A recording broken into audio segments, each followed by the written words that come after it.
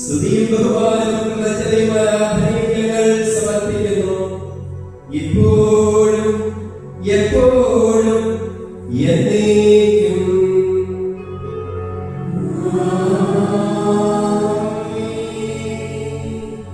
ഭൂസ്വർഗവാസികൾ സന്തോഷിക്കുന്ന ഈ നിമിഷത്തിൽ ഈശോ ശ്രീഹായുടെ ബദലിയായി സഭയിൽ ശുശ്രൂഷ ചെയ്യുവാൻ കൈവപ്പ് വഴി നവപുരോഹിതനിത പിറന്നിരിക്കുന്നു. തന്റെ നിർദ്ദേശപ്രകാരം കുമ്പിട്ടെഴുന്നേൽക്കുന്ന നവപുരോഹിതനെ പുരോഹിത ശ്രേഷ്ഠൻ തിരുവസ്ത്രങ്ങൾ അണിയിക്കുന്നു. തുടർന്ന് മേൽപ്പട്ടക്കാരൻ വചനം പ്രഘോഷിക്കുവാനുള്ള ദൗത്യം കരമേൽപ്പിച്ചുകൊണ്ട് അദ്ദേഹത്തിന് പരിശുദ്ധ സുവിശേഷ ഗ്രന്ഥം നൽകുന്നു.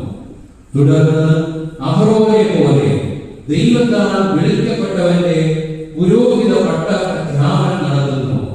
തുടർന്ന് മേൽപ്പട്ടക്കാരൻ നവപുരോഹിതന്റെ ശിരസിൽ പിതൃവാത്സല്യത്തിന്റെ സ്നേഹചുംബനം നൽകുന്നു. ഭൂമിയെ നിന്റെ ജീവിതകാലം മുഴുവൻ നൈർമല്യത്തോടും തീക്ഷ്ണതയോടും വിശുദ്ധിയോടും കൂടി തന്നെ പ്രീതിപ്പെടുത്തുവാൻ നമ്മുടെ കർത്താവായ ദൈവം നീതിയുടെ വസ്ത്രം എന്നേക്കുമായി നിന്നെ ധരിപ്പിക്കട്ടെ.